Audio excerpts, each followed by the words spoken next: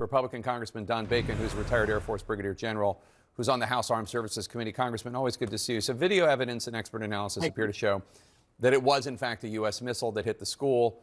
Even some stalwart allies of President Trump, like Fox's Laura Ingraham, tweeted, quote, "Re-upping what I said last week, the administration must wrap its investigation and address head-on horrible unintended tragedy of this war," unquote. But despite the evidence, President Trump so far is blaming Iran. Do you buy that? And what do you make of all this? Well, initially, I thought it was probably an Iranian missile that was aimed at our aircraft, didn't hit a target and accidentally hit the school. But as we look at more of this evidence, it is possible it's the United States. So here's the bottom line. Let's investigate it. Let's be honest. Let's be transparent.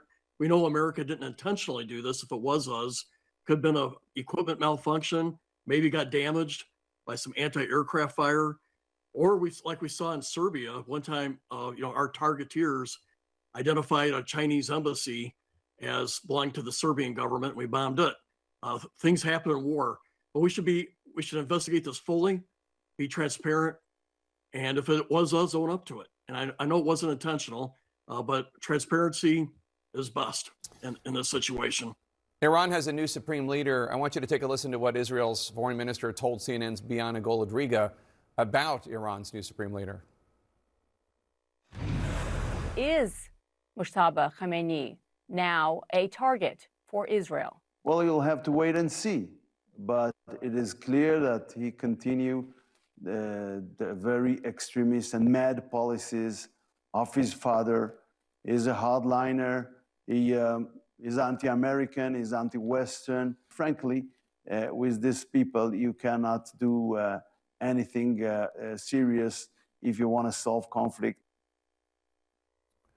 What's your reaction to that? Obviously, Ali Khamenei, the now dead Ayatollah, had decades of funding terrorist attacks and killing Americans and the like under his belt.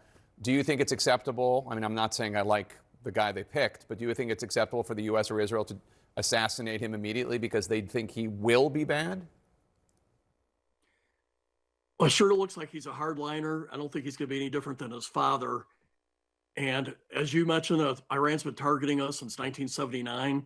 So I think unless we see clear indications that he's willing to change policy with its nuclear weapons program, that he wants to have peace with its neighbors, then he becomes a legitimate target because he's leading the military of all of Iran. I hope my goal is to get a government that is responsive to the people, that wants to restore their freedoms back, that wants to have peace with its neighbors, that does not want to have a nuclear weapon. That should be our goal. And I think this new Ayatollah Khamenei is, what I'm reading, is just as bad as his father. And so this means that this war is going to continue for a while until we see a change. I'm sure you're hearing a lot from your constituents about gas prices, oil prices surging to levels we haven't seen for 4 years since the Russians invaded Ukraine. President Trump described rising prices as a little glitch and a detour. Those are his words. He also said ships should go right through the Strait of Hormuz and show some guts.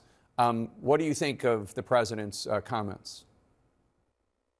Well, I did anticipate before this happened that this would raise gas prices, that the stock market would reflect it. It happens every time we have a crisis in the Middle East, whether it's Iran or Iraq before this, or even the invasion of Ukraine. This is normal. Our goal should be to try to get this stabilized as soon as we can. And so, because once we do that, I think the prices will start going back down again.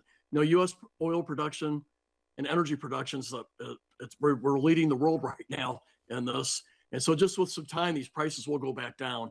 Now, with the Straits of Hormuz, we should be doing everything we can with our own Navy to ensure that ships feel safe through there. So we should be doing a lot of overhead with our aircraft in that area to ensure there's no anti-shipping missiles that could target these oil ships. We also should have our ships nearby there to help protect the ships. We should want to open up shipping as fast as we can, because that would also reduce the prices more quickly. Republican Congressman Don Bacon of Nebraska, thank you so much, sir.